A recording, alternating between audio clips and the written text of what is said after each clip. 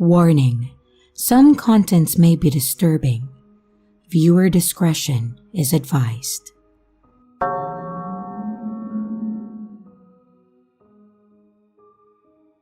I have always been a bit of a night owl, and I've always had this weird mindset that makes it easier for me to sleep late in the morning and into the day, and then be active at night.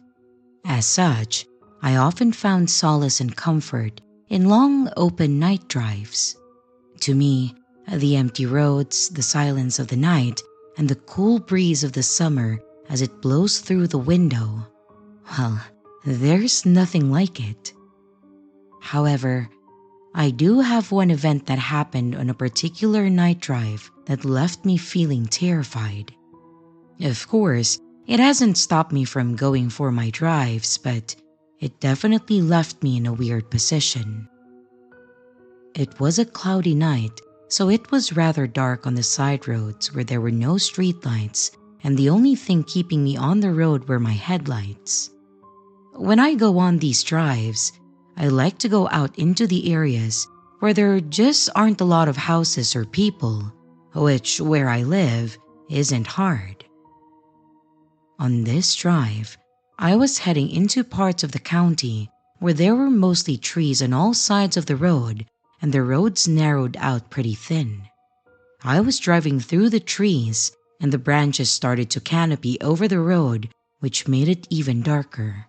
But I was pretty familiar with all the roads though, so really, it wasn't that big of a deal, no matter how dark it got. As I drove further, however, I started getting this really weird sense of impending doom, like something was really heavy in the air. This is something that I have never felt out in these roads. Yes, it can feel a bit claustrophobic if you get too far into the unincorporated areas, but for the most part, there's never really a sense of fear or dread that hangs over these parts. At that point in time, there absolutely was. I started to slow down a bit to try and see if I could figure out what it was that was causing me to feel like this. And after a while, I saw something that was a bit strange. I saw a man walking on the side of the road. And now, that wouldn't be odd in most places, but where I was, there were no houses, no people, and definitely no reason for a person to be walking out on the side of the road this late into the night. What was even weirder was that this man wasn't dressed for a long hike or anything. He was dressed in all black in a button-down shirt with a black tie and also a hat. I think it was a bowler hat. At first, I was thinking that it was weird, sure. But then, my next thought was, wait, what if this guy broke down on these back roads and he has no idea where he is or where to go? Note that I am not an incredibly social person, to be honest, but I was sitting there and thinking about how I would feel if I was in his position and the only car for miles just drove by without even checking on me. So with that thought in mind, I decided that I would stop and at least see if he was okay. I pulled over to where he was walking, and as I slowed down, the previously mentioned feeling of something was wrong definitely got worse. Like, it went from a looming feeling of something is wrong to the thing that is a threat is present. I almost just said screw it and then drove off, thinking that this guy was going to pull out a gun and then shoot me and then try to steal my car. I know, it's hard to explain, but part of me still thought that I needed to stop for him. And as I did, the man stopped walking and slowly turned to look at my car. I rolled down my passenger side window and just kind of shyly asked if he was okay. Part of me expected him to be this creepy-looking guy with a deformed or maybe demonic face or something. Just something to justify why I was feeling so freaked out as I approached him. but he looked absolutely normal. In fact, he actually looked friendly, and part of me just thought that I was losing it. When I asked him if he was okay, he slowly walked over to the passenger window, leaned down to look at me, and said that he was fine. There were a few moments of silence between us, with him just staring and me trying to put together another sentence. But I eventually did. I asked him if he was in need of a ride or anything like that, or if he needed to make a phone call. At this point, he leaned closer. He put his hands on my door and just stared at me. Again, he didn't appear threatening, but something was setting me off inside. After staring for several more moments, his straight face shifted to a smile and he just said, "I think you should just keep going." He just stood there staring at me with that same smile, and I just sort of choked out an "okay," and he nodded. He then pulled back and gave me a wave, and I just shifted the car back into drive and I pulled away slowly.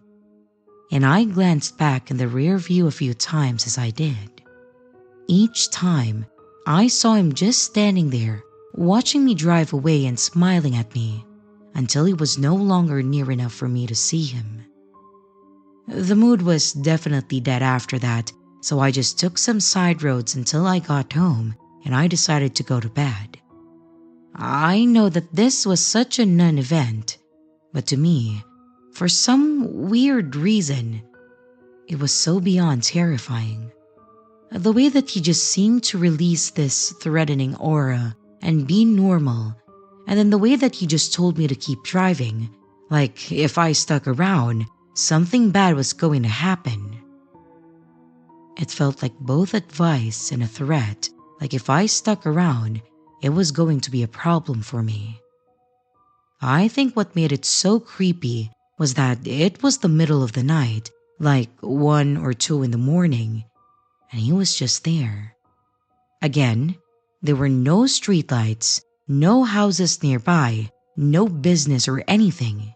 He was walking in the pitch black down a dirt road in the middle of a rural part of the country.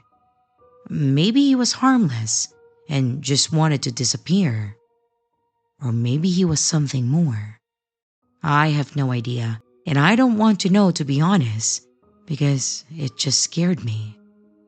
I'm glad nothing more happened, and I hope to never see that man again.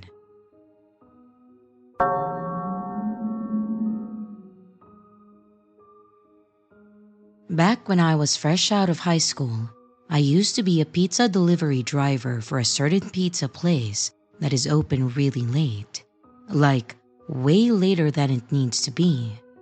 I admit that delivering pizzas at like 1 in the morning is a genius way to get business from drunks and stoners.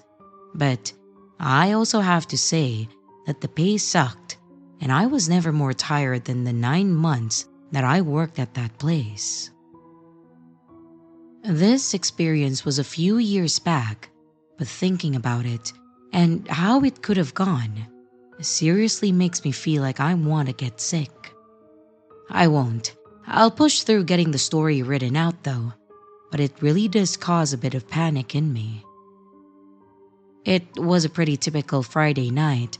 I was nearing the end of my shift and was actually on my last delivery from the triple that was thrown on me by my jerk of a manager who knew that I was about to leave.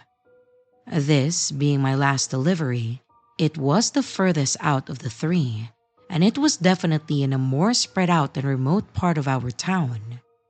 I don't live in a big city, but it's fairly concentrated with houses that circle the epicenter, and then our neighborhoods that spread out in every direction. This delivery was in one of those out on the edge neighborhoods. I pulled up to the house after circling the neighborhood a couple of times trying to find the numbers, which, in tangent, if you order pizza delivery, please turn on your light so we can see your house numbers. Anyways, I circled a couple of times, I found the house, and I grabbed the pizza to walk it up to the front. The house looked decent. It wasn't run down or anything. It was just really dark, like the occupant was in bed or not home, which, yes, did make me feel a bit uneasy about this delivery. Though, it wouldn't have been the first time that I had taken a delivery to a drunk person that had passed out after putting the delivery in. I knocked a few times, but there was no answer. I pulled out my cell phone and I called the number on the order, but it was disconnected. At this point, I assumed that the delivery was either a prank or the aforementioned drunk person. I sent my boss a text saying, "Knocked, no answer, phone disconnected, heading back." And I walked back to my car. I tossed the pizza bag into the back seat on the passenger side, and then I started to walk to the other side of my car to get in. When I started hearing footsteps coming up from the side, my dumb self thought that maybe it was the customer coming out to say, "Hey, sorry, I fell asleep. Can I get my pizza?" But of course, it wasn't. No.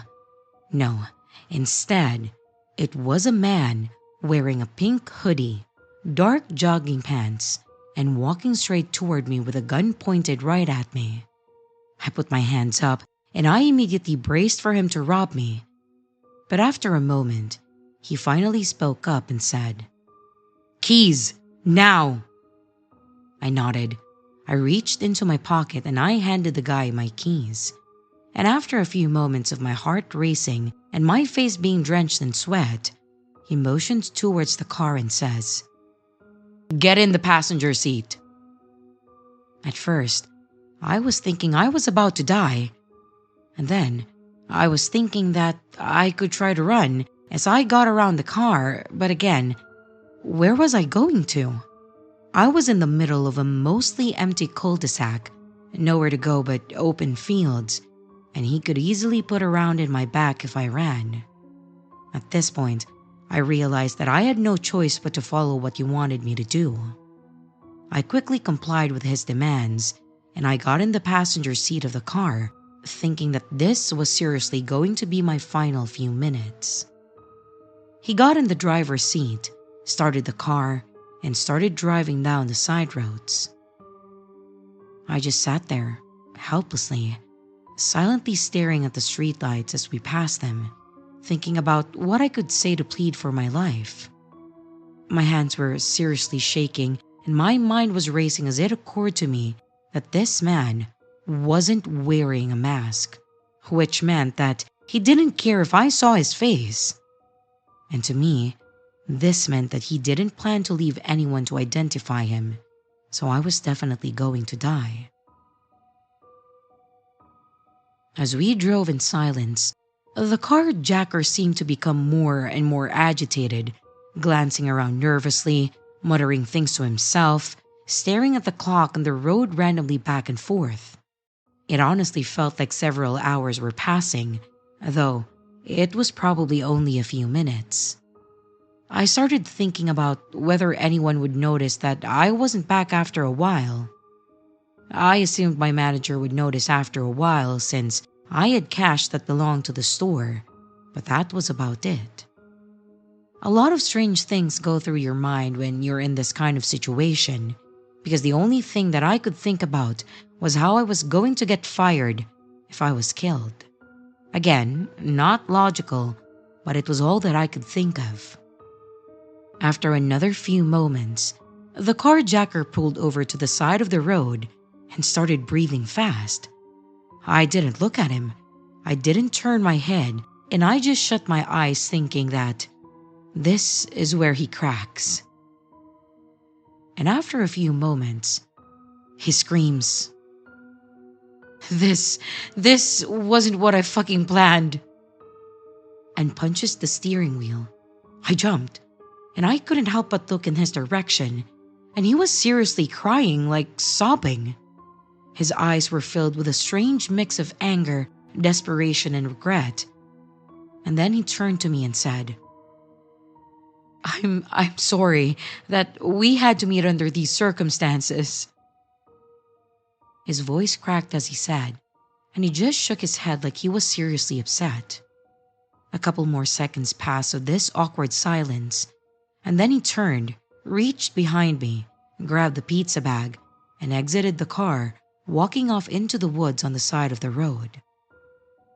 For a moment, I was too stunned to move, but as the feeling in my arms and feet slowly started to come back, I realized that the danger had passed.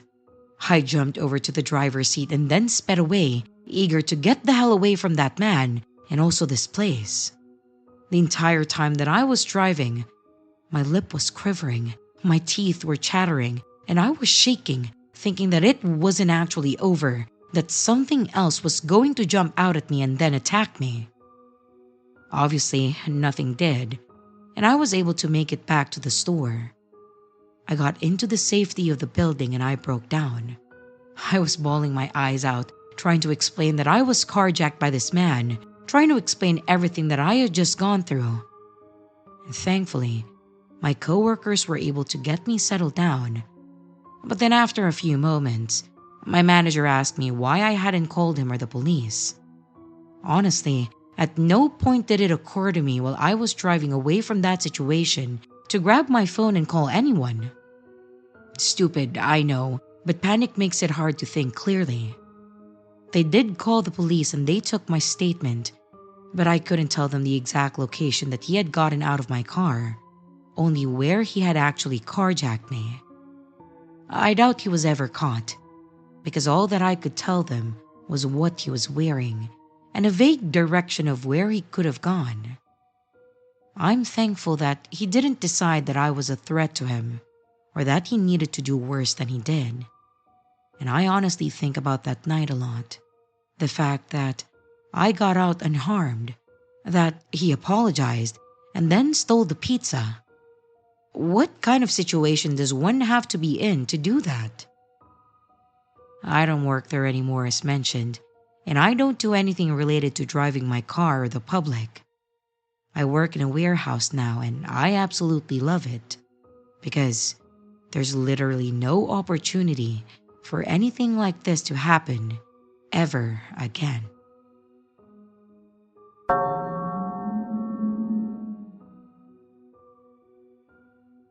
About a decade ago, I had an honestly chilling experience while I was out driving at night. I used to work a really weird shift and I got off the clock at 2 a.m., so my drive home was incredibly boring and empty. For the most part, the highways were completely dead and I was typically able to get from point A to point B pretty easily. As mentioned, I was driving home late that night, just taking my usual route and enjoying the summer breeze as it blew through the windows. It was a really nice night. There was no one else on the highway, and I was just cruising at a bit above the speed limit with some chill tunes playing way too loud through the car speakers. About halfway through the drive, I was rounding one of the curves and started on a downhill portion of the highway, and my eyes sort of landed randomly on what looked like a person just down the road. I slowed down, thinking that there was no way that this person was walking on the shoulder of a highway with a speed limit of 65. But sure enough, it was. Thankfully, with it being as late as it was, and the highway being completely open like this, I was able to slow down to see if the person was okay or if they needed any help. But as I slowed down, I noticed that the person kind of looked disoriented and they stumbled a little bit, like he was either drunk or he didn't know where the hell he was. I hit a point of being concerned for this person's well-being, and I immediately hit my flashers and stopped next to him. I approached the man cautiously, and as I got closer, I could see that he was a much older gentleman. He looked disheveled with unkempt hair, wearing what looked like a dark red bathrobe and also house slippers. What bothered me was the fact that his stare was empty, like his eyes were completely vacant. I rolled down the window and I asked him if he needed help. He paused for a moment, looked at me, and then started saying a few things that honestly did not make any sense to me.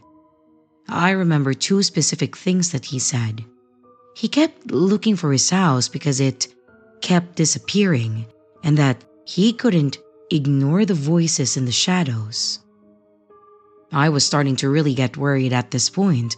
I knew that I couldn't just leave him there or just ignore this, as it was pretty clear that something was wrong with this man. After a bit of a back and forth, I was able to convince him that I could help him find what he was looking for, and he actually did get into my back seat. I figured, if nothing else, him being in my car was safer than him walking on the shoulder of the road, and I could probably just get him to a nearby police station so that he could get help. But as we drove, his ramblings kept going. It was making me feel a bit anxious.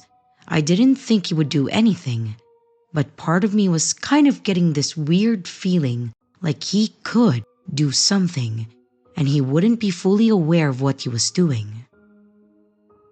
After a bit of driving, I was able to get to a police station, and I told him to stay in the car while I went in to explain to them what was going on.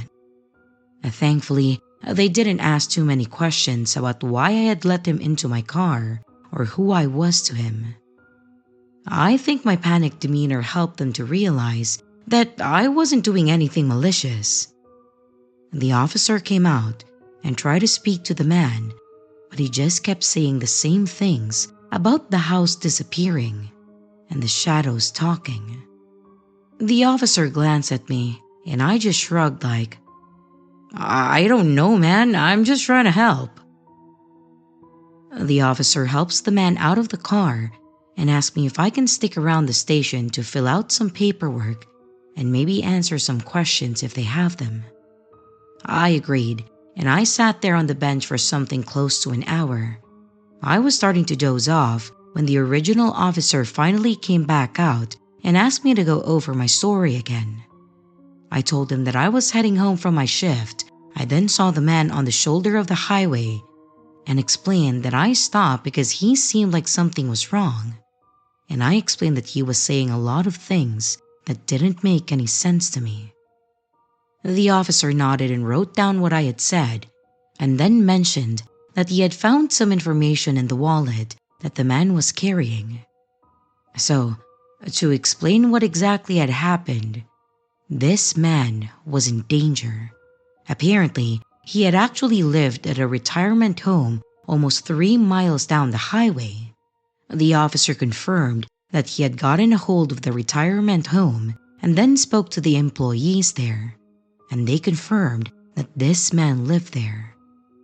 At some point, after everyone had gone to bed, this man had managed to get out of his room through one of the exits, and he walked the full 3 miles down the road.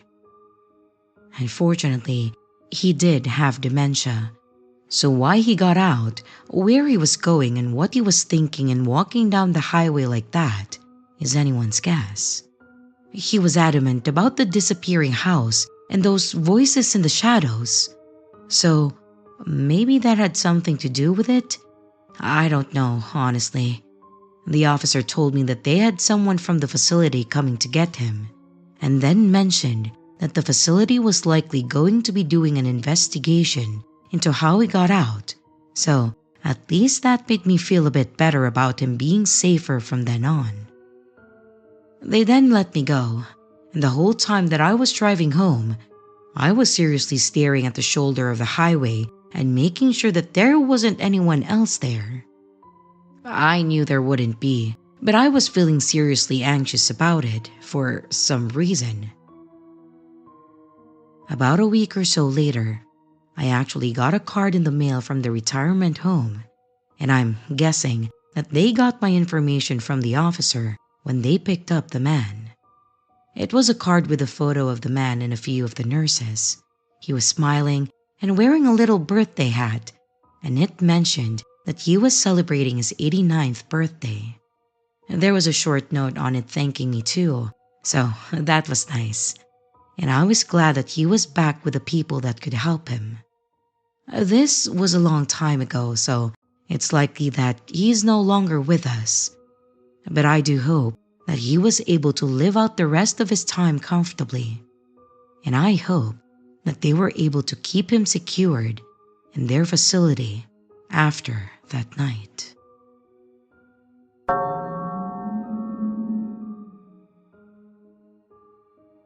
I have family members that live in the middle of nowhere, way outside of any major town or anything. And of course, they are the family that I tend to go and see during the holidays. Thanksgiving is one of the major holidays for my family, as it was my grandmother's favorite day, and we get all the extended family on her side together to have a lovely meal, and it's always a good time. This story isn't about the get-together though. It's about something that happened after the fact. Most years, I would stay at my aunt's house and leave early the next morning. But on the year that this happened, I was working for a company that was doing a merger with another organization, so they had pretty much limited time off to only the specific holiday, and because of this, I had to get home that night so that I could get up at 6 a.m. and then get to the office early the next day. If nothing else, it was a pain in my ass as I hate driving late at night, especially for the full hour that I have to drive to the north to get home, and the fact that they live in the middle of nowhere, which means that there are absolutely no streetlights. I tried to leave at a good time, but it was hard to leave my family that night as they wanted to continue talking and spending time together. So by the time that I got out of there, it was around 10:30 at night. I get out of the driveway and out onto the dark roads, making the necessary curves, trying to keep my eyes open and my mind focused on the trip. I was definitely struggling, like really struggling, to keep myself awake. I think that digesting all that food and the hard spike in my blood sugar had really started taking its toll on me. I could feel my eyelids starting to drop as I was going. The longer I went, the harder it was to keep myself going. So I figured that the best course of action for me was to put on some music. And fortunately, I have an older car that doesn't have any sorts of wireless connectivity. So when I listen to music, it has to be on CD. The disc that I had in was not going to be enough to keep me awake. I needed something heavy and aggressive. So I ejected the CD and I slowed down a bit so I could reach down onto my floor to grab my CD folder. I will say that this was incredibly stupid. I was taking my eyes off the road and focusing on reaching down to grab my CD holder. And like I said, stupid, but it's what I did. I reached down, grabbed my folder, and grabbed a disc from some metal band, and when I looked back up on the road, I noticed a figure standing there in the middle of the road. I panicked, and I slammed my brakes to do my best to avoid hitting whatever or whoever this was. Thankfully, despite the car being old, it did have a good braking system, and I was able to stop pretty quickly without flipping my car or driving into the streets on the shoulder. When I came to the screeching halt, I was gripping the wheel and I was just trying to breathe through my excruciatingly painful heartbeat that was pulsing in my head. I honestly thought that I was about to have a heart attack, considering how high my blood pressure was over those couple of seconds. After a few moments of taking deep breaths and just staring at my dashboard, I finally was able to get my mind back to reality, and then realized that I needed to make sure that I actually didn't hit whatever that was. I looked up and out all of the windows and in the mirrors, trying to see if I could see anything, but there was nothing there. I was confused, panicked and trying to not literally pass out. Where the hell had this thing gone? What the hell was that thing even? I pulled the car over to the side of the road and I parked it so that I could get out and look around to see what was going on. I stepped out onto the road and walked a bit back, looking into the shadows of the road that was lit only by my taillights. I stared at the darkness, squinted to see if there was anything there. When I did see something. In the darkness, I could see what looked to be the same figure, still mostly shapeless, but almost human-shaped, just standing in the darkness and looking in my direction. I lifted my hand and I waved and I shouted back to see if this was a person and if they were okay. I shouted, "Oh, hey, is everything all right?" And as I did, this figure just stood there motionless. I was starting to get freaked out, thinking that this wasn't a person, that it was something else, something supernatural. I started to walk backwards toward my car, keeping my eyes on this figure, and as I got to my car and reached toward my handle, I heard what sounded like laughing, like a high-pitched voice that was giggling in the distance, in the direction of whatever this thing was. Well, that was all I needed to hear. I threw my door open, got in, and I took back off down the road to continue my trip. I drove the rest of the way in silence, my heart keeping up its stupid fast rate, staring in my rearview mirror every 10 seconds to see if this thing was following me somehow. Obviously it wasn't.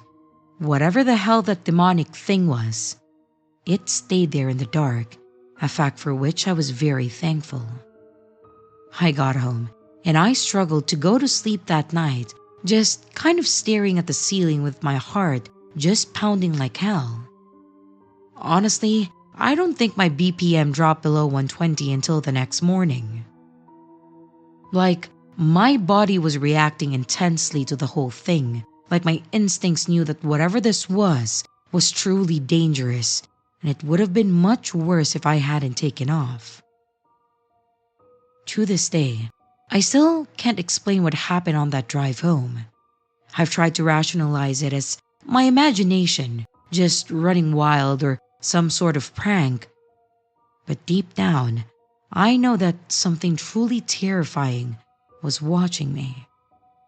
I've since avoided that stretch of road.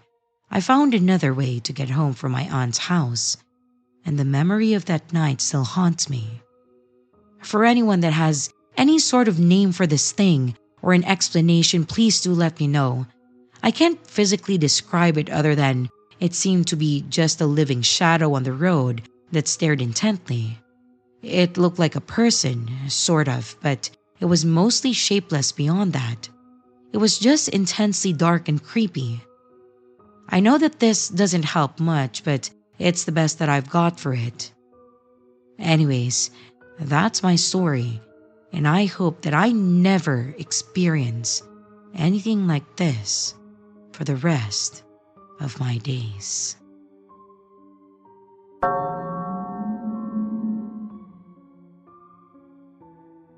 I don't know if this will gain any traction, but this has been on my mind ever since it happened. I'm a respiratory therapist that works at a local hospital.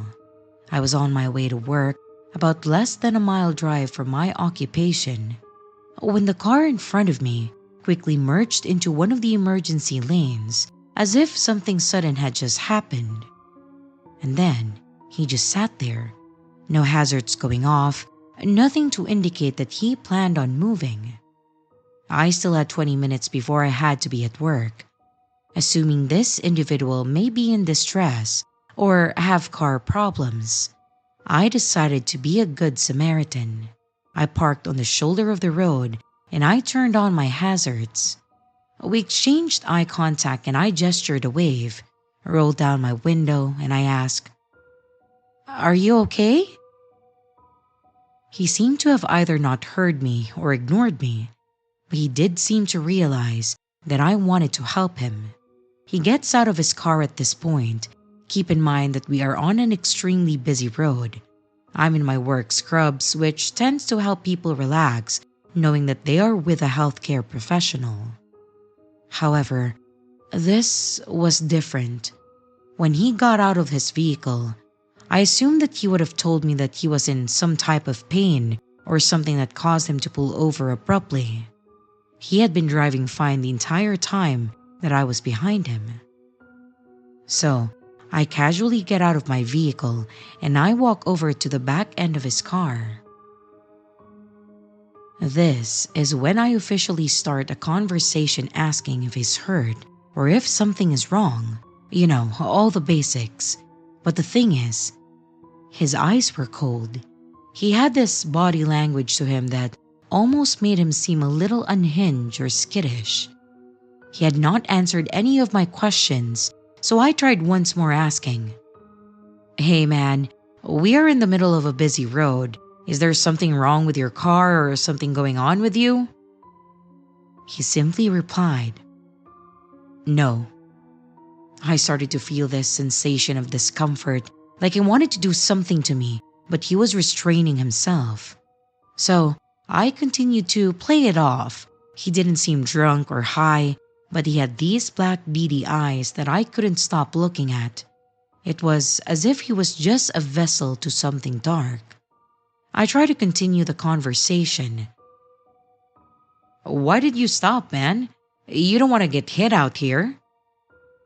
And he replies, "I don't know. I don't know where to go." I didn't know what he meant by this, so I questioned further by saying, "Do you know what city you're in right now? If you're lost, I can tell you where the nearest highway is." His reply was a little chilling. "Anywhere but here." I was now so confused. He didn't know where he was but felt this urge to get out of the area as quick as possible. So I asked, "Well, what direction are you wanting to go? 75N will take you to Dayton. You take 75S and you'll head to Cincinnati." He then asked, "What would you do in my position?" Now, I have no idea what he meant by this, but I simply said, "I don't know what kind of position you're in, man. Can you drive? The hospital I work for is within view and we don't have to go in. I just want to make sure you don't get hit." He agrees to follow me, but once I turned on my blinker to turn into the hospital, he completely stopped following me. He pulled a U-turn and then sped off. I know this isn't the creepiest thing in the world, but you really have to try to understand just how foreign and strange this behavior was. Each time we engaged in conversation, it was as if he was contemplating to tell me something, but ultimately remained silent. From the looks of it, he drove a red Toyota, a RAV4 hybrid maybe. So, I mean, he didn't have a broken down car or look like he was a substance abuser. He just seemed incredibly nervous, and his fast motion gestures and twitches of all his body language has left me puzzled and still gives me shudders when I think about how he moved, talked, the lack of response, declining any help, and not explaining a single reason as to why he just decided to park on the side of the road. A simple, "Oh, I'm just lost," would have been enough for me to feel better about the entire situation. He just seemed incredibly paranoid and hesitant. On top of it, the entire conversation led nowhere to his situation or why he was acting so strange. I just wanted to make sure that he didn't need help or get hit by a car. Anyway, I'll update you guys if I hear anything about a patient coming in later. He also has a face that is burned into my memory. I just got this gut feeling to leave, but as polite as possible. Does anyone have any thoughts on this?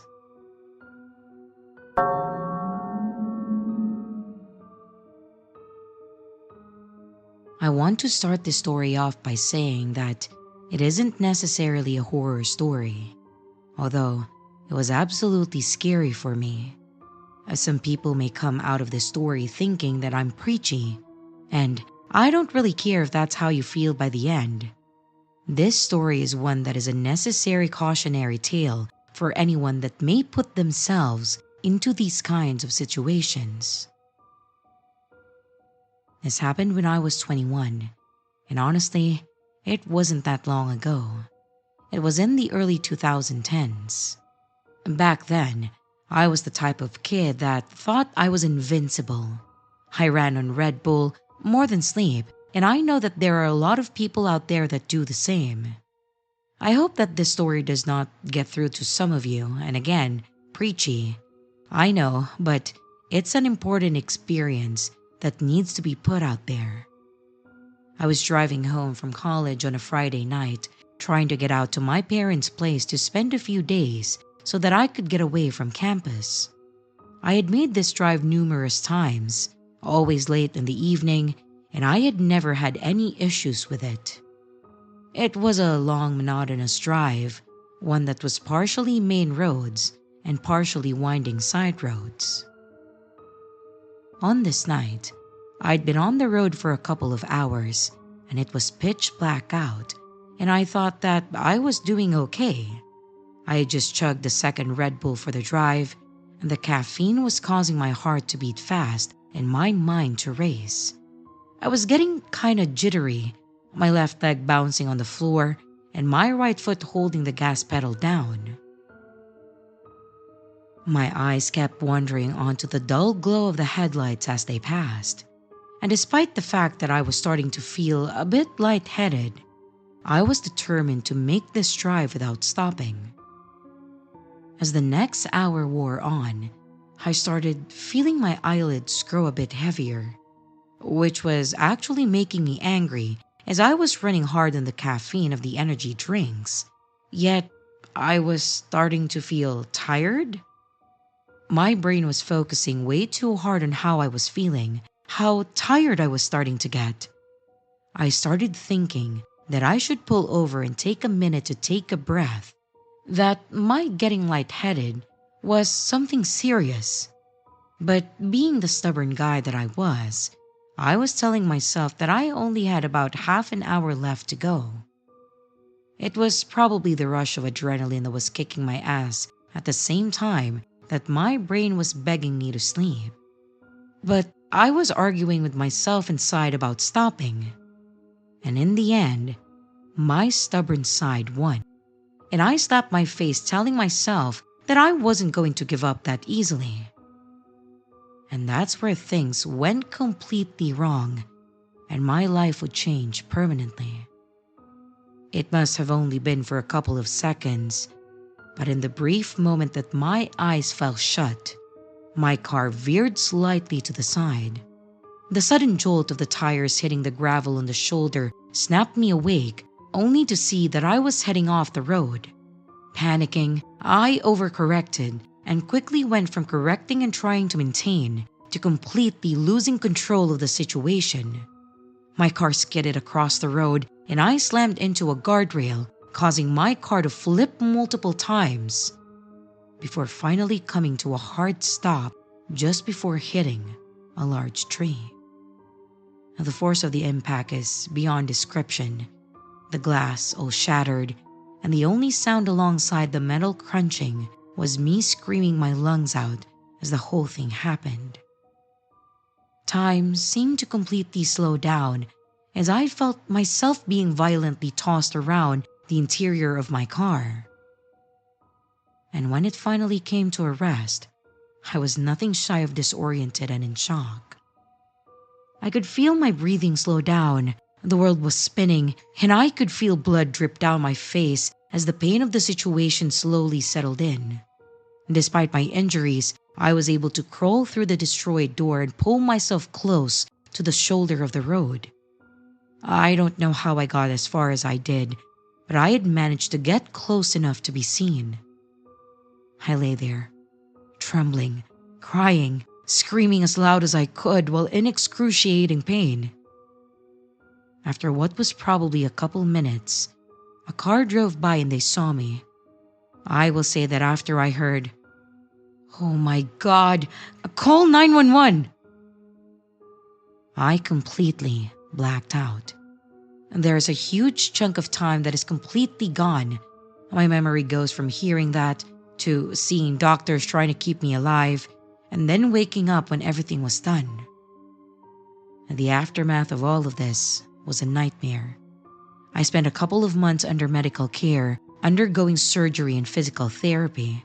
My body was broken in ways that I couldn't imagine, and the worst of it was my left leg, which was so damaged that they had to amputate it up above the knee. From what I was told, it was completely destroyed, and the fact that I didn't bleed out while crawling was nothing shy of a miracle. At the age of 21, I was permanently scarred and handicapped to the point that now I spend a lot of my time in a wheelchair. I've had to adapt to having a prosthetic, and everything has been different. I have so many scars from that night, and I often find myself jumping in the middle of the night, screaming as the memories of the crash keep playing in my head. I have adapted, thankfully, but it hurts so much to know that had I made a better decision that night, had I just pulled over and maybe taken a quick nap, I would have been okay. I would have been none the worse for wear and made it to my parents' house, and life could have been normal. But I didn't. I didn't make good decisions, and I have to live with the consequences. Again, this isn't for pity, but a warning for anyone that thinks that it's smart to push themselves to the end of their rope, that thinks it's okay to keep going when they are tired. The consequences of falling asleep at the wheel can be devastating and life-altering, of which I am a prime example of.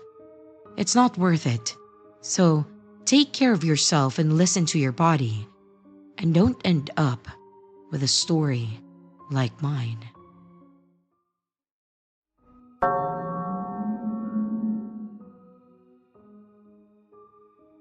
I have a weird experience that I wanted to share that was just, well, I honestly don't know what words to use to describe it. It was creepy in its own right, and honestly, it left me feeling a bit shaken. Thankfully, I came out of the whole thing unscathed, but I kind of feel like it could have gone much, much worse. So, to start off, I'm a delivery driver for a restaurant that isn't the normal kind that does delivery.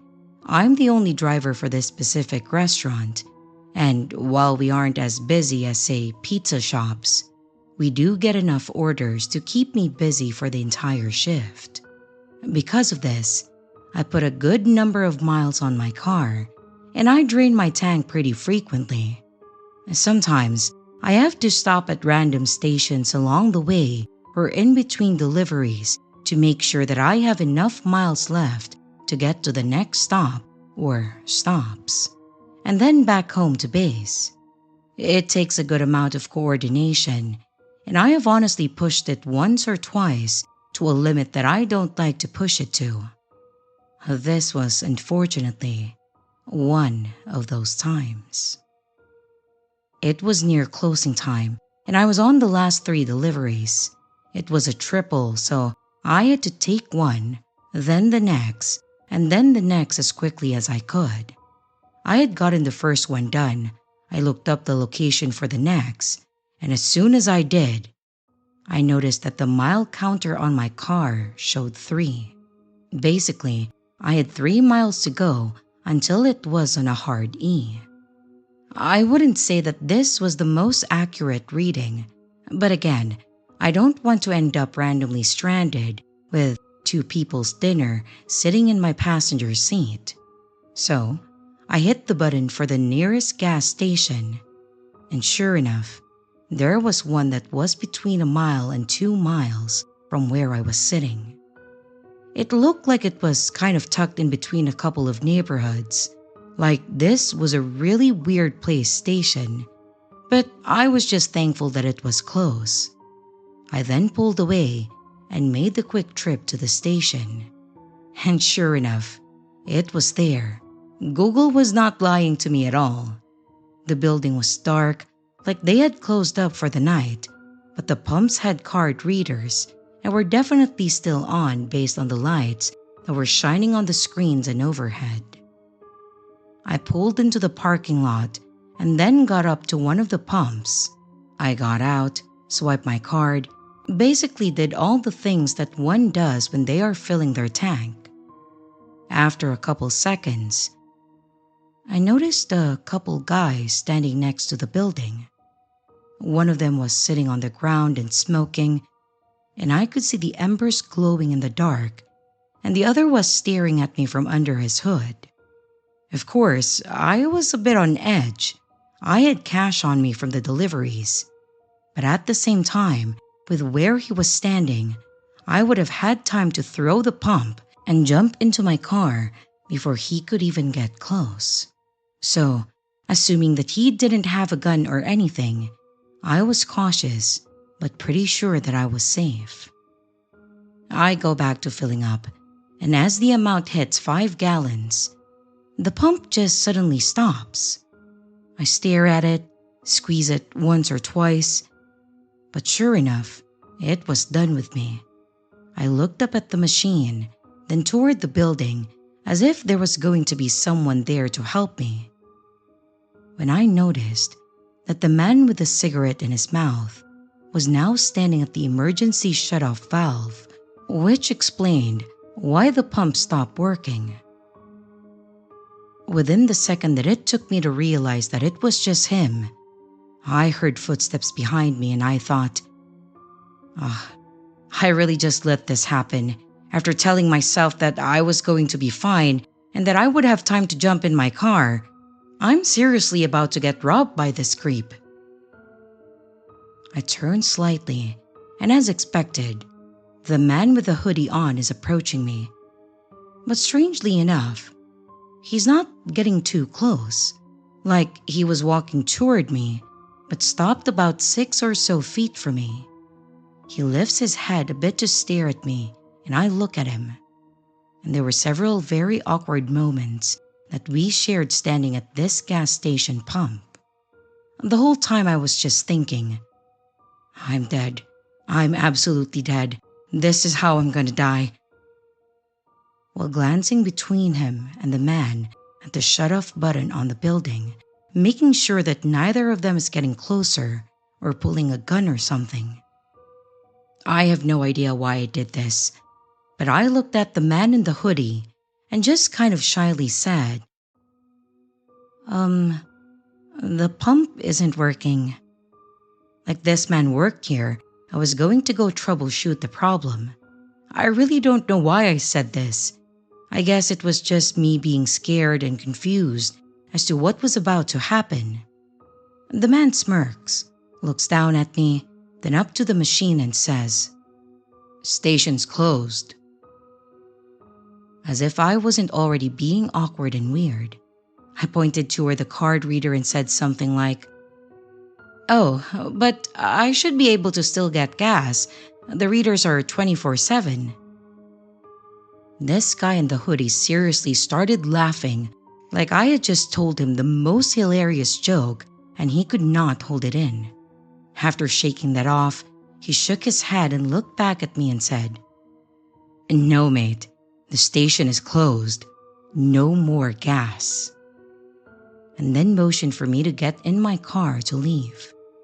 I stood there for a moment, and thankfully, my brain finally clicked that he was telling me to get the hell out of there. I nodded, replaced the pump, and then told him to have a good evening and got back in my car. And as I did, I looked in my rearview mirror, and I watched this guy put his finger up to his head and motion as if he was shooting himself, and then start laughing again as he waved at me. I obviously took off from there, and it took a few moments for me to really get a grip on the whole thing. But I think he was basically telling me that if I came back, I was dead. I made a note of where I was and well, I left. Now, I'm not sure, but I think that his original plan was much more sinister than what he ended up doing. And I think my awkwardness may have saved me. Like, I made my comment, and it tickled him to the point that he felt bad, and he just thought, "Ah, I can't kill this pitiful idiot." Obviously, I have no idea if that's true, or if he was just willing to give me the opportunity to leave. And if I didn't, then he would take action. But I'm glad that he decided that I wasn't worth his time. Thankfully, that 5 gallons was more than enough to get me to my destinations and then get me back to the store to clock out. I made a note to never go back to that station, and I haven't, thankfully. If I have a delivery over in that direction, I fill up before I go that way just in case. I know it's not the creepiest of stories, but it definitely scared me. And like I said, I came out unscathed. But I feel like I was pretty close to something pretty terrible happening.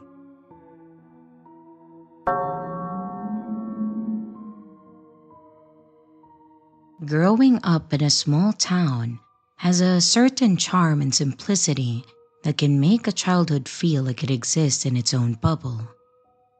My town was one of those places that didn't have much, mostly farmland stretching out as far as the eye could see, a single school that catered to all the kids in the area, and a few family-owned shops.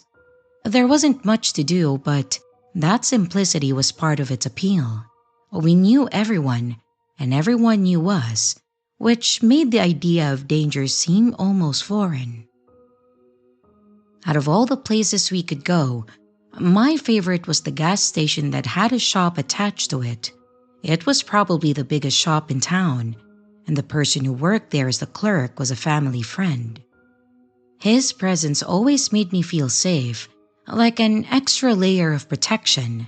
My parents were comfortable enough to let me go there by myself, or sometimes with my little sister tagging along. Let's call her Emmy. The shop was only a 15-minute walk away from our house, a manageable distance that didn't stir up concerns. The gas station was a place people generally thought of as safe. Given that it was the social hub of our little town, it was rare to find a face that you didn't recognize. That sense of familiarity bred a kind of communal trust, an unspoken assurance that we were all looking out for each other. One scorching summer afternoon stands out in my memory though. I was 12 and Emmy was 7. I had just finished the chore that my mom had assigned to me, and as a reward, she handed me some cash. The sun was relentless that day, and the idea of getting an ice cream cone was too tempting to resist. I asked my mom for permission to go to the shop, and she agreed on the condition that I take Emmy along. She even gave me a couple of extra bucks for Emmy's ice cream. So, my sister and I set off down the familiar path without a worry in our minds. The sun was still high, bathing everything in a golden light. As we walked, we chatted about the mundane things the way that siblings do. The walk felt short, and soon enough, we reached the gas station. It was quieter than usual, but that wasn't entirely surprising given the time of day.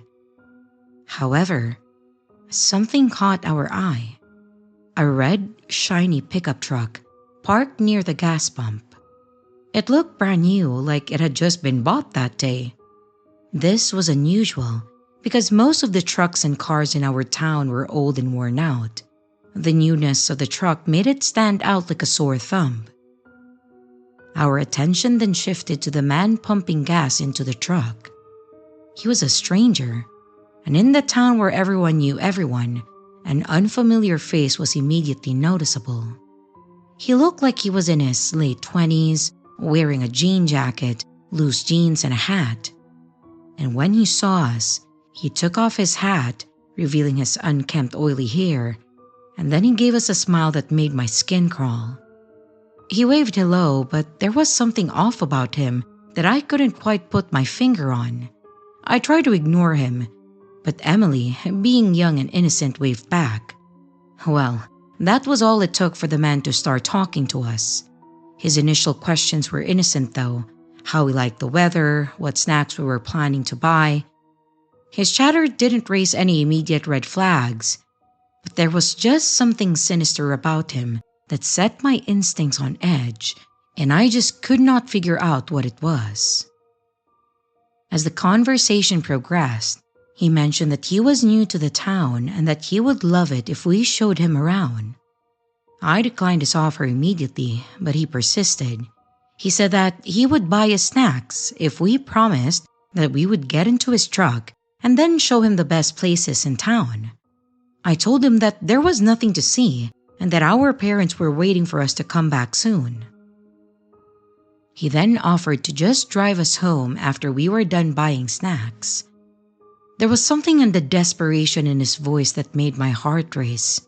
I kept glancing into the shop, hoping to see our family friend, the clerk, but he was nowhere to be seen, and I just feel the panic began to set in. Emily was still blissfully unaware of the danger and then continued to engage with the man. But my heart nearly stopped when I heard her scream. When I turned, I saw the man had grabbed her by her wrist and was trying to pull her toward the truck. Pure adrenaline surged through me. I ran to Emmy, grabbed her other hand, and started pulling her back while hitting the man and screaming for help. His grip on her wrist was tightening, and it was hurting my little sister, and she started crying. It felt like an eternity, but I held on with all my strength, driven by sheer terror and probably the adrenaline. And then, I heard the door of the shop burst open. Our family friend came running out and punched the man in the face. The man let go of Emmy because of this, and I pulled her into the shop as fast as I could. Everything after that is a blur in my memory.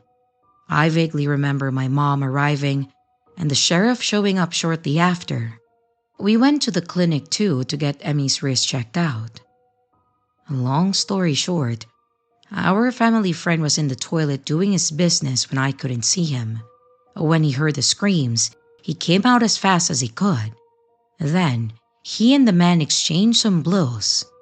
Unfortunately, the creep managed to jump into his truck and then speed off while he was regaining his balance after getting a blow.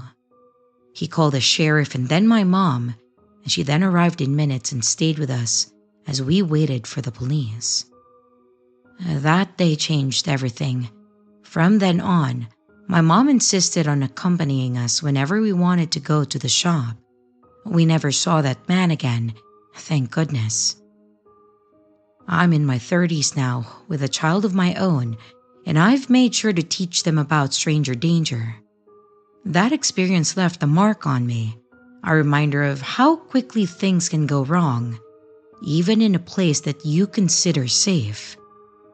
So, to the man in the red pickup truck who tried to get me and my sister into his truck, let's never meet again, ever.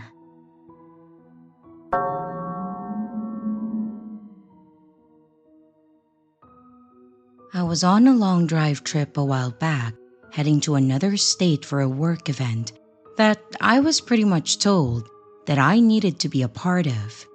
I was given the options to fly or to drive a rental car out there, and if I drove, I had to do it on a weekend and I wouldn't be paid for the mileage, which, whatever. I am terrified of flying, so I chose driving. There's no particular reason for me to be terrified of flying, but the 2 times that I've been on a plane, I have had full-blown panic attacks that have ended in me vomiting. I think it's just me. I just get freaked out and I panic. So, obviously, I told my boss that I would get a rental and I would drive to the conference. The trip took way longer than I honestly anticipated, and I was driving pretty late into the night, and at the point where this event happened, I was running low on gas. I wasn't low enough that I would have ended up on the side of the highway, At least, I don't think so. But I was low enough that I made plans to fill up at the next station that I saw on the exit sign. I went for a while longer so that there was a station at the next exit that indicated that it was open 24 hours, and I thought that I should consider stopping to use the restroom, get something to drink, and then fill up my tank. I pulled off, and after a bit of searching, I found the station. It was decently lit, so that wasn't a huge deal for me. But as I parked, I noticed that in the same parking lot as the station was what looked like an old motel that was boarded up. It kind of looked like a stereotypical old motel, 2 floors, 3 rooms on each floor, and then 1 extra room at the bottom that had the word office on it. A couple of the rooms were missing their doors, and some of them were just boarded up. Some of the windows looked smashed even. Honestly, it was a bit unsettling, but I wasn't here for the lodging. I was there for gas. I headed into the station, and it looked decent at the very least. Like, it was a bit dim, and a couple of the fluorescent bulbs were burned out, but the floor was clean and everything was well stocked. It wasn't a small station either. There was actually a good amount of space, and everything looked open, so it was kept up. There were 2 guys standing at the front counter talking to the clerk, and honestly, none of them looked too threatening. They just looked pretty normal. As I walked in, the clerk turned his attention to me, and he, very politely, asked me if he could help me find anything. I asked if he had a restroom, and then he motioned toward the back. I nodded, and then I headed back, and I did my business. As I was washing my hands though, I heard what sounded like all 3 men giggling like school children. At what, I don't know. But at the same time, people laughing isn't necessarily a bad thing or creepy. It was just something that I noted. When I walked out of the restroom, I could literally feel the 3 of them just staring at me as I went over to the cooler to get something to drink for the rest of the trip and also grabbed a snack. I thought that they would look away or break their stares as I walked toward the counter. But no, they all 3 just kept watching me as I approached. I tried my best to ignore it as the guys scanned my items. But after a few moments of my skin starting to crawl as the other 2 were glaring, I looked over toward them with a look like, "All right, I know you're staring. You can stop now." As soon as my attention was turned toward them, one of the guys took this opportunity to say, "We were making a bet on something, and we wanted to know, what would you rate me out of a 10? This caught me a bit off guard, and I wasn't really sure what to say. I just kind of scoffed and turned back toward the clerk. Unfortunately, he was in on their game, and he was just staring at me with his eyes wide, holding my Red Bull. At this point, I was just so annoyed, so I just said that I would like to pay for my stuff and go. And he told me that he would give me my things when I answered the question. I said that I wasn't interested in whatever this was, and that I would just like to pay and go. And once again, he laughed and said, No, not until you answer him." At this point, I decided that it wasn't worth my time to put up with this, and there were 3 of them versus 1 of me. I turned and I walked away from them. But as soon as I reached the door, I felt a hand reach out and grab my hip. Unfortunately for the person that grabbed me, which was the man that had asked me to rate him, as I was walking toward the door, I had actually unhooked my pepper spray from my keys, and I had a small cartridge that had a keyring on it, and he took the full blast of it to his face. The other 2 started yelling at me. He started screaming, and I turned and took off toward my car. Thankfully, The car had a push start, so I was able to get the engine going and get out on the road before the three of them could even get out into the parking lot. The whole time that I was pulling away and getting back onto the highway, I was looking back at my rear view, seeing that they weren't following me, which thankfully they weren't. After about 5 minutes of being back on the highway, I just pulled over and resituated myself, trying to calm down and get through the anxiety attack that was definitely hitting me. In the end, I was thankful that I had the mental wherewithal to grab my pepper spray while I was walking. I just had that feeling that one of them was going to try something. I ended up going for another half hour until I found a gas station in a much less creepy and much more populated area, and then I filled up without an issue. This was definitely the event that made it click that these things can happen to me, and that I am way more aware of my surroundings now. Before they started in on being a creep, I really didn't get any red flags. But even those that don't seem like creeps can be the worst. I'm not saying be paranoid and be scared of everyone, just that being prepared is always a good idea.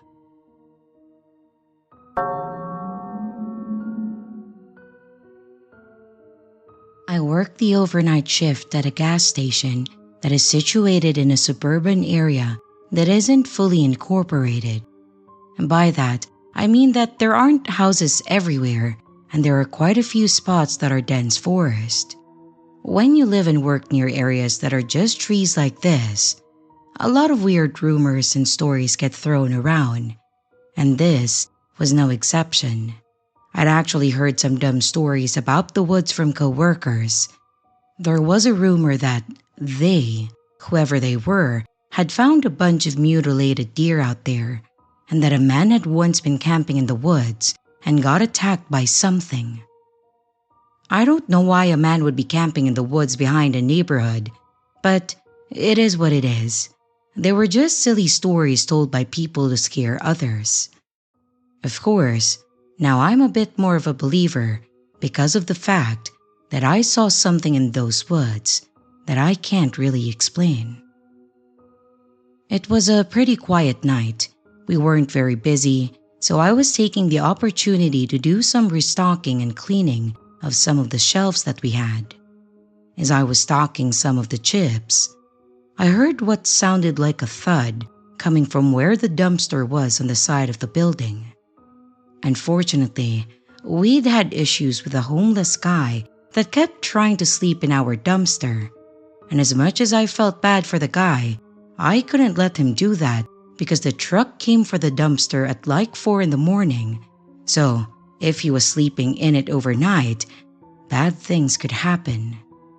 I stepped outside to check it out, see if it was him again, and if it was, to tell him that he couldn't stay there.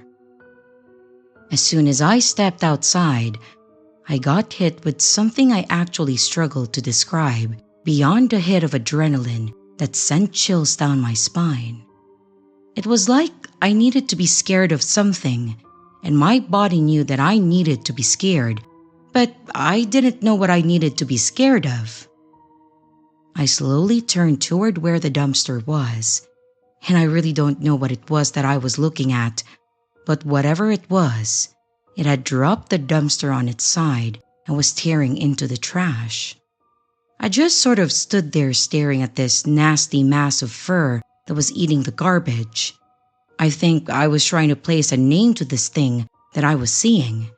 Like, was it some kind of a dog, a wolf, or a coyote?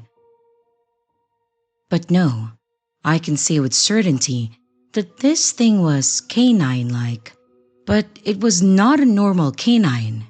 Its body was lanky, like its limbs were extended like a person's, and it was way too large to be any sort of dog. It was like anything that I have ever seen before. If I had to put a number to it, I would say that it could have easily stood 6 foot tall. Its fur was matted and dirty and dark, and I could see that this thing had hellish claws on its hands or paws or whatever. After a few minutes of me just standing there and watching this thing, it noticed me and kind of just sniffed in my direction, but it ended up turning away and crawling back into the trees. I watched it as it went back into the forest and just kind of stood there watching me as I watched it, though it was probably just waiting for me to leave, and I was watching it because I was horrified. When I regained control of my legs, I ran back into the station and just stayed at the counter, pretending that this whole event never even happened, because I didn't want to think about the possibility of that thing being out there, lurking. I tried to rationalize what I saw numerous times, saying that it was a wolf, or maybe a really skinny bear, but I know for a fact that it was not. I don't know what it was, but I don't have a name for it other than creepy dog-looking cryptid thing. I'm sure that someone else will probably say what they think it was, and I welcome that because any information would help me. I haven't seen it since that night, and I still work the same shift, but it hasn't come back, thankfully. Though, I will say now, every time that I hear something out the back of the store messing with a dumpster, I tend to ignore it.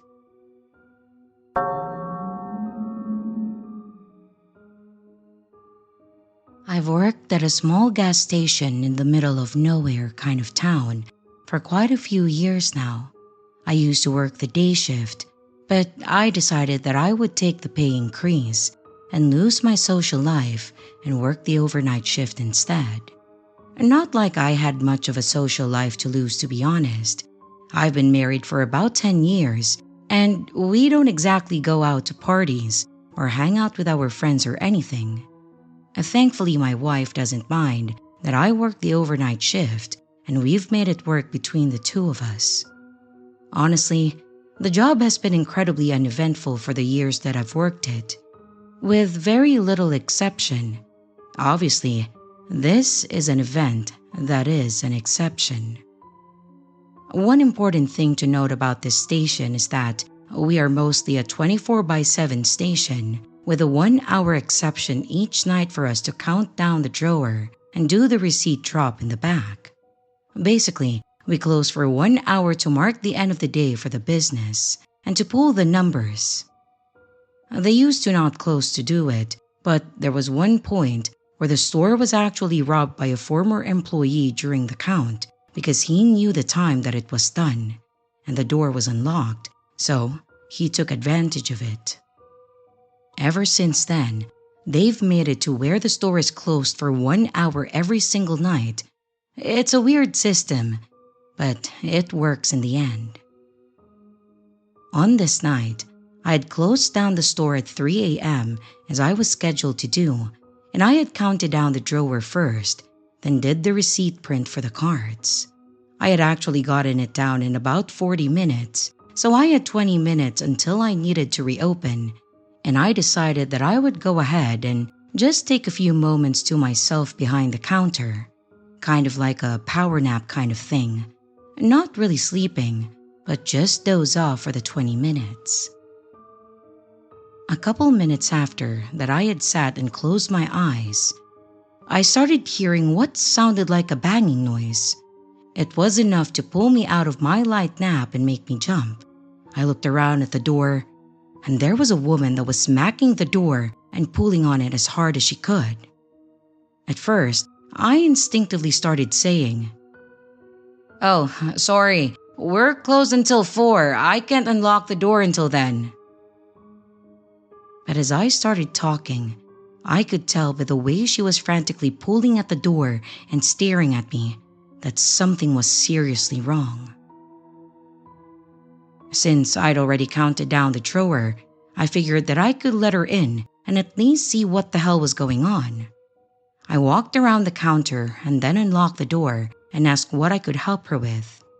She told me that her car had broken down a few blocks down the road, and that she was trying to get here so that she could have someone pick her up since she wasn't from around here.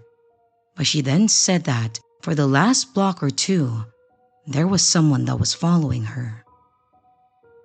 Now, this was definitely a creepy story, but I was a bit skeptical at first. It almost felt like one of those stories that you would tell to scam someone or to get them to let their guard down. I actually asked her what she wanted me to do, and she said that she just wanted to come inside and call her husband so he could come get her. After a few moments of her reiterating things and me feeling like she was likely telling the truth, I decided to just let her in and lock the door. I told her that we weren't technically open, so I couldn't have her anywhere in the store other than the front. She said she understood and that she would stay at the front door and apologize for the whole thing, saying that she didn't mean to be a bother. She was just really scared about what the guy that was following her was planning on doing.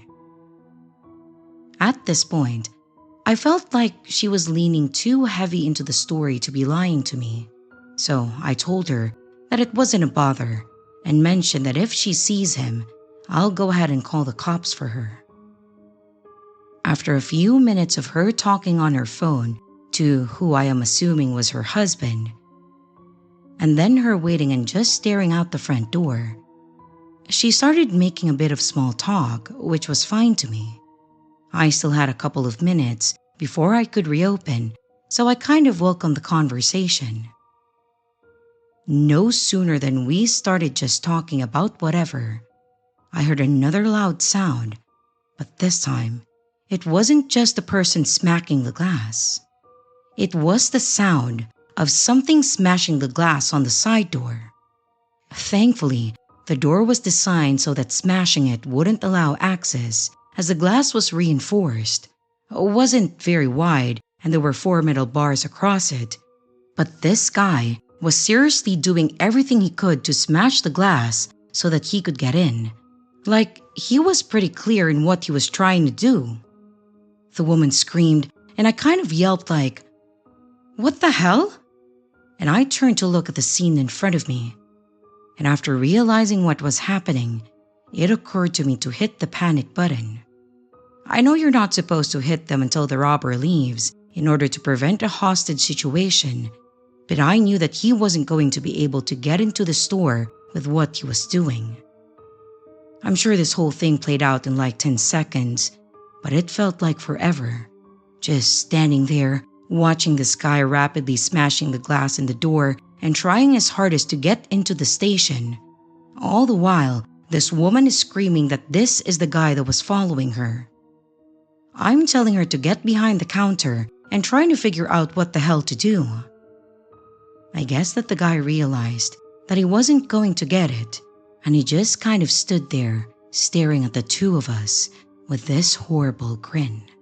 Like, you could see the malice just pouring out of this guy, and he kept pointing at the two of us and shaking his head. It was terrifying. At no point did he say a word.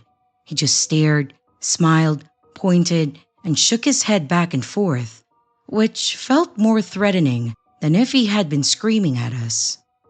And then finally, I heard the sirens as the officers started to pull into the lot, and this guy took off behind the building and out of sight. A couple of the officers took after him, and another one came to the door to check on us. I went over and opened it, and, well, that was a fun time, explaining to him and the owner when he showed up what the hell had gone on. The woman explained her side, I told them my side, and it was pretty much the same, honestly. She had no idea who this guy was, and I obviously didn't know him too. This was just some dude that was an absolute psycho and had ill intentions with this poor woman. The officers waited for her husband to show up to come get her, and I ended up having a long night with them and the owner going over everything. We were going through the footage on the cameras. The owner wasn't too happy that I let her in during our closed hour, but I straight told him that if I hadn't, this guy would have gotten to her, and that would have been worse than a bit of property damage. Thankfully, this was the most eventful situation that I've had on this job, and I hope that it stays that way. I don't know if they ended up catching the guy or if he got away from that night, but I never saw him after that, nor did I ever see her too. I was definitely a bit nervous to go back to work the next day, but it was just normal operations after that. I did have to explain to a few of our regulars what happened to the door, which got old, but it is what it is. So, to that lady, I do hope that you're doing okay and this didn't traumatize you too much. And to that guy, I hope you and I never meet again, you absolute psycho.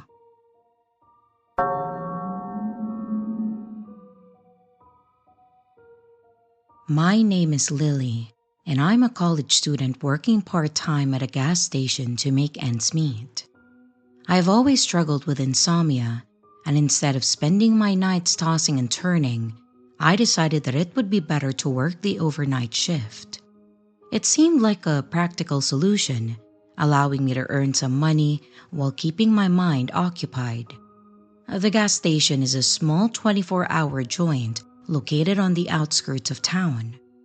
Most nights are quiet, with only the occasional customer stopping by to either fuel up or grab a snack. I usually spend my time behind the counter, flipping through my textbooks or browsing the internet when the store is empty. The steady hum of the fluorescent lights and the faint buzz of the refrigerators have become the soundtrack to my nights. One night, at around 1 a.m., I was behind the counter trying to focus on my reading. The station was empty, and the silence was almost comforting. The door chime rang and I looked up to see a man walk in. He was wearing a large, dirty green coat that looked like it hadn't been washed in years. His hair was unkempt, and he had a fidgety demeanor, constantly shifting his weight from one foot to another. As part of my job, I greeted him with a polite, "Good evening, sir." But instead of replying, he just stared at me.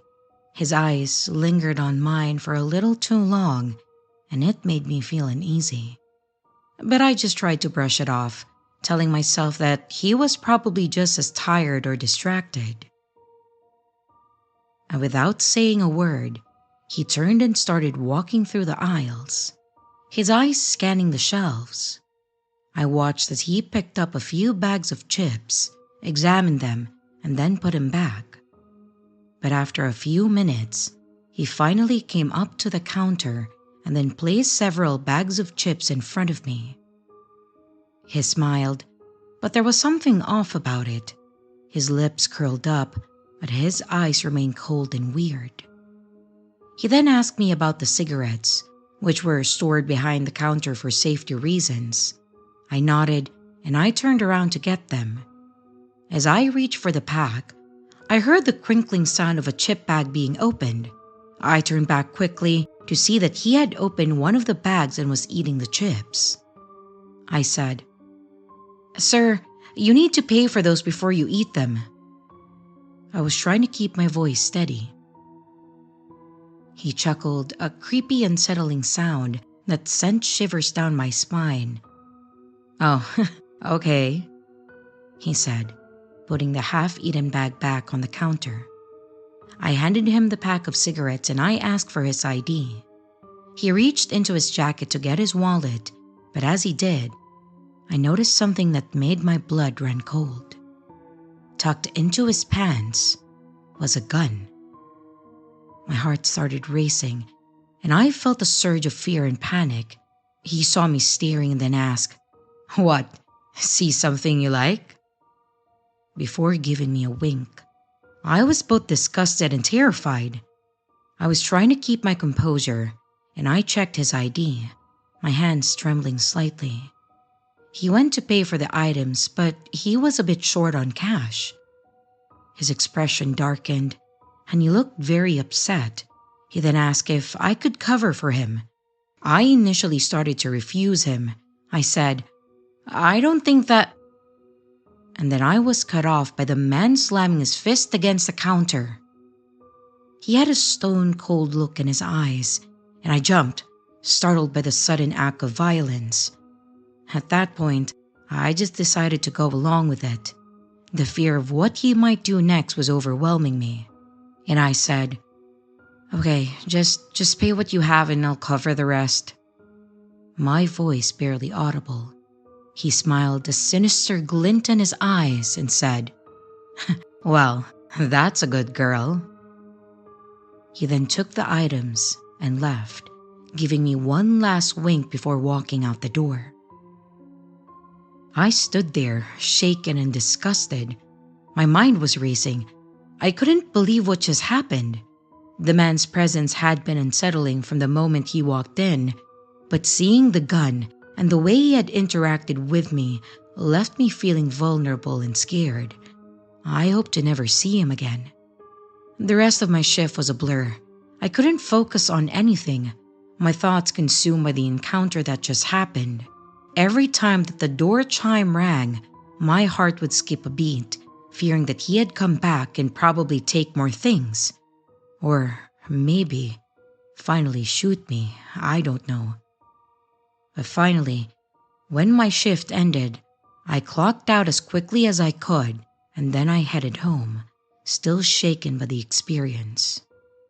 Over the next few nights, I became increasingly paranoid. Every time a new customer walked in, I would tense up, my mind flashing back to the man in a dirty green coat. I couldn't shake the feeling of fear that he had left behind. I reported the incident to my manager, who assured me that they would increase security. I don't really know what they meant by that. It's not like we had a security guard or something, and we never hired one. And they also said that they would keep an eye out for the man. But the fear never truly went away. I just tried to focus on my job and my studies, but it was always on the back of my mind. Months passed and I never saw the man again, thankfully. The gas station remained quiet, other than a few other awkward encounters, but not as dangerous as that one. To this day, I don't know what happened to the man in the dirty green coat, but the memory of that night, the fear, the vulnerability, the thoughts of what would have happened if I didn't go along with what he said, or if he asked for something else, will haunt my mind forever. So, to the man in the dirty green coat, you're sick. Let's not meet again.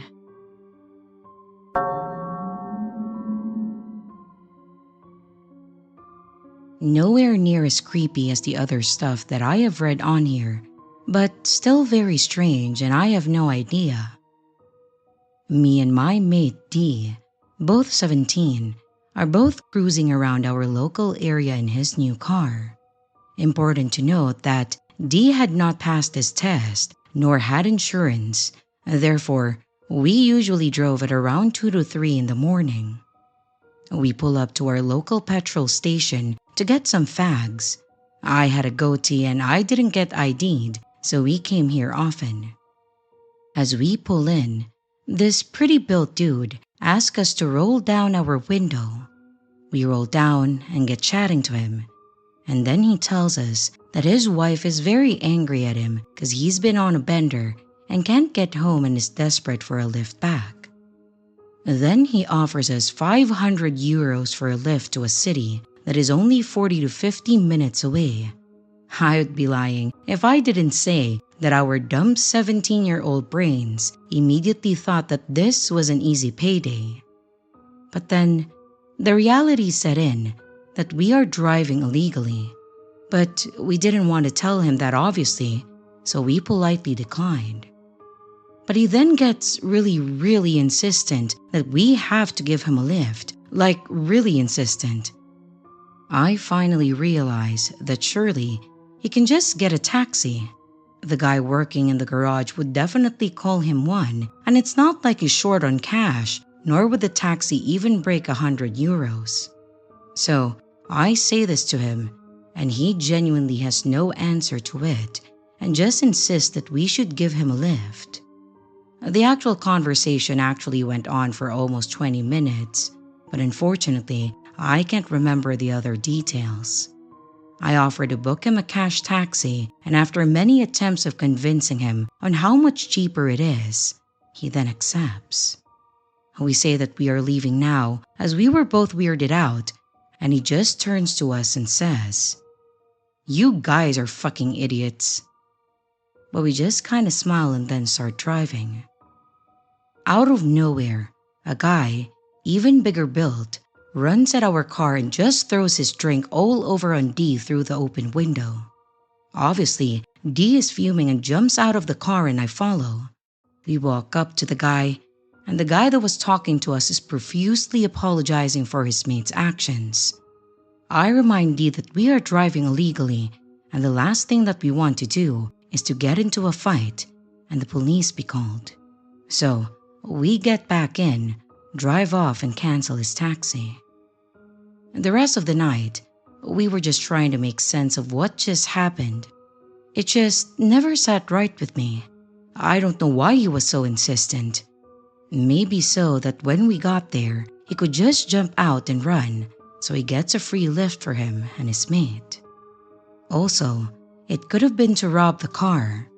But then, knocking out two fully grown lads for a beat-up dinger just seems a lot of effort. I've always been genuinely curious as to what would have happened if we accepted, and how bad of a situation it could have been.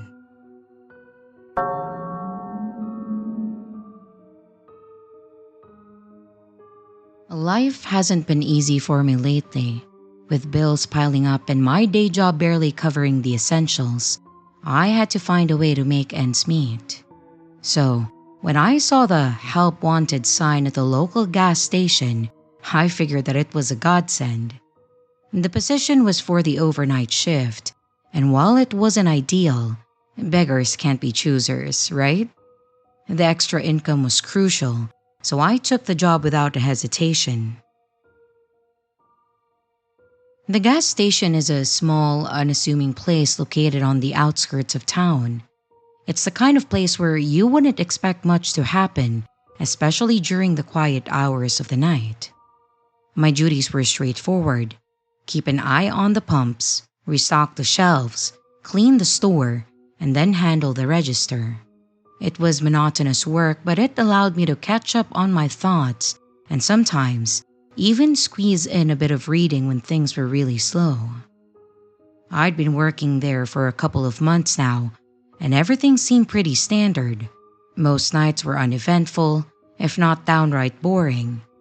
Occasionally, I would have to deal with an odd grumpy drunk customer or a tweaker looking to buy snacks, but nothing too out of the ordinary. The isolation was something that I even started to appreciate, a peaceful break from the chaos of my daytime life. But then, there was one night that shattered the routine and left me unnerved in a way that I never thought possible. It was an unusual quiet night, even for the gas station. I had just finished restocking the chips, and I was about to settle behind the counter when I saw a large car pull into the lot. It was a bigger model, the kind that stands out in a town like ours, where most people drive older, more practical vehicles. 5 men got out of the car. Each of them looked like they were in their 30s, wearing different styled clothes, but all in the same color, black. On the upper left corner of their outfits, there was a small symbol, something that looked like a triangle with an eye in the center, which was also encased in a circle.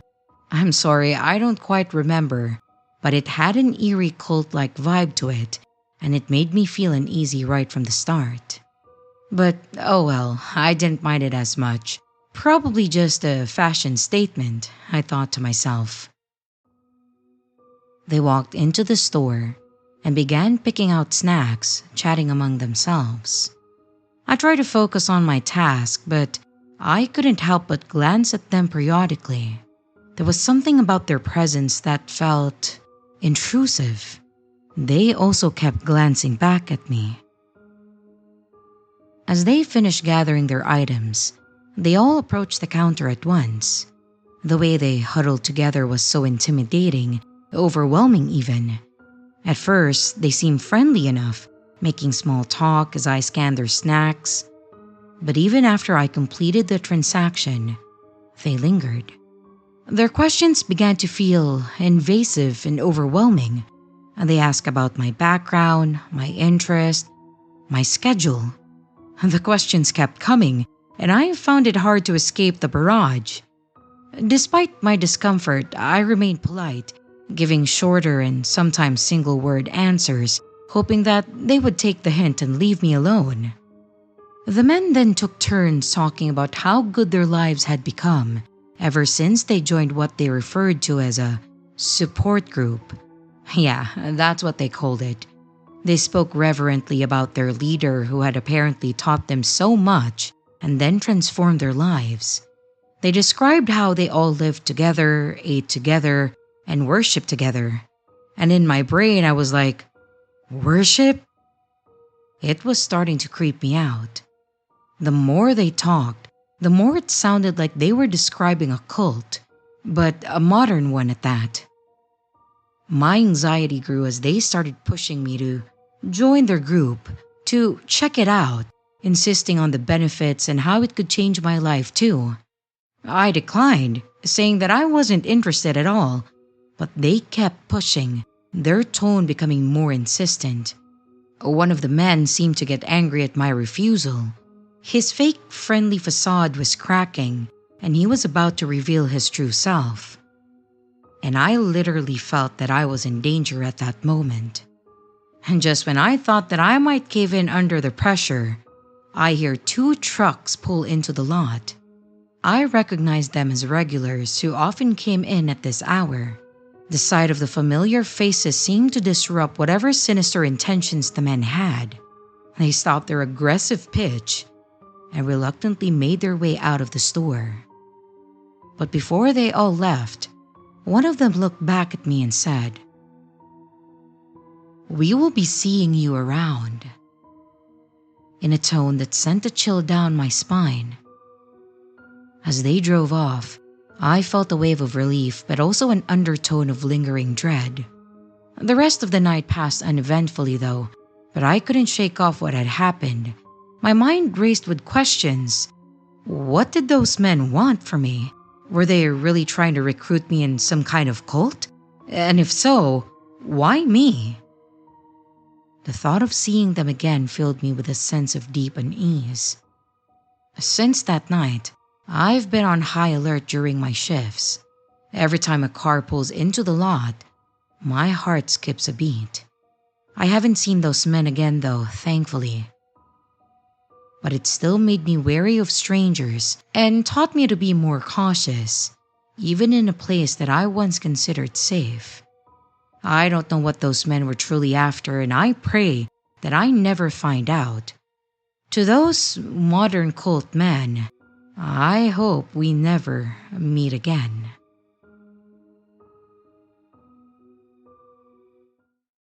Hello everyone, it's your creepy sister here. Thank you so much for watching the video. I really appreciate it. I would also like to give some extra love to my Patreon members, my channel members, and also my tippers. Thank you so much. If you would like to extend a little bit more support for the channel, don't forget to leave a like and a comment down below. If you would like to become a Patreon member, a channel member, a tipper, or even to buy merch, check out the links in the description below. Again, thank you. And I hope you stay scared, because your fear feeds me.